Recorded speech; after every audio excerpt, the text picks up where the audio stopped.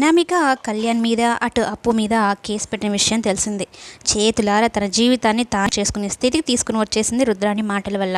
అయితే కళ్యాణ్ ఏం చెప్తాడంటే, నేను ఆ జైల్లో ఉండని ఇష్టపడతాను, కానీ ఈమెకు మాత్రం సారీ చెప్పను అంటే నేను తప్పు చేసినట్టు ఒప్పుకొని ఈమెకు సారీ చెప్పినట్టు, ఇలాంటి భార్యతో నరకయాతన అనుభవించే బదులు ఆ జైలుకి నేను వెళ్ళిపోతానని పోలీసులతో పాటు వెళ్ళిపోతాడు.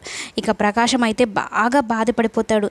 నిన్ను చేసుకొని నేను బాధపడుతున్నట్టు నా కొడుకు ఆమెను చేసుకొని బాధపడుతున్నాడు, మా ఇద్దరు ప్రశాంతత లేకుండా పోయింది మీ అత్త కోడళ్ళ వల్ల అంటూ ఆయన కూడా బాధపడుతూ ఉంటాడు. మరి మొత్తానికి దీన్ని ఏదో ఒకలంగా ఈ సమస్యను పరిష్కరిద్దామని రాజు కావ్య స్టేషన్కి అయితే వెళ్తారు. అయితే బలంగా ఉందండి కేసు, ఇప్పుడు మేమేం చేయలేము, ఆ అమ్మాయి వాపస్ తీసుకుంటే సరి, లేదంటే మేము రేపు కోర్టులో హాజరుపరచాలని చెప్పగానే ఇక రాజుకి ఏం చేయాలో అర్థం కాదు. ఇక కనకం అయితే ఒక రేంజ్లో విజృంభించేస్తుంది. అసలు నా కూతురికి ఏ పాపం ఎరగదు, కానీ నా కూతురి మీద నా కూతురి జీవితం మీద దెబ్బ కొట్టేశారు, నట్టింట్లో కూర్చుంటాను నా కూతురికి న్యాయం జరిగేదాకా అన్నట్టు కనకం.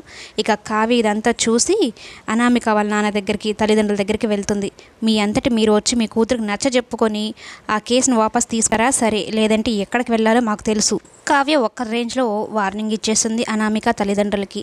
మరి ఇప్పుడు అనామిక తల్లిదండ్రులు తీసుకునే నిర్ణయం మీదే అటు అనామిక జీవితం, కళ్యాణ్ అప్పుల జీవితం కూడా ఆధారపడి ఉంది. కావ్య చెప్పకనే చెప్పేసింది, 2 కోట్లు అప్పుడు నేను ఇప్పించాను కదా మా ఆయనతో చెప్పి, ఇప్పుడు మీ కూతురికి నచ్చ చెప్పుకోకపోతే ఆ 2 కోట్లు మీరు కట్టాల్సి ఉంటుంది అన్నట్టుగా చెప్తుంది అనమాట.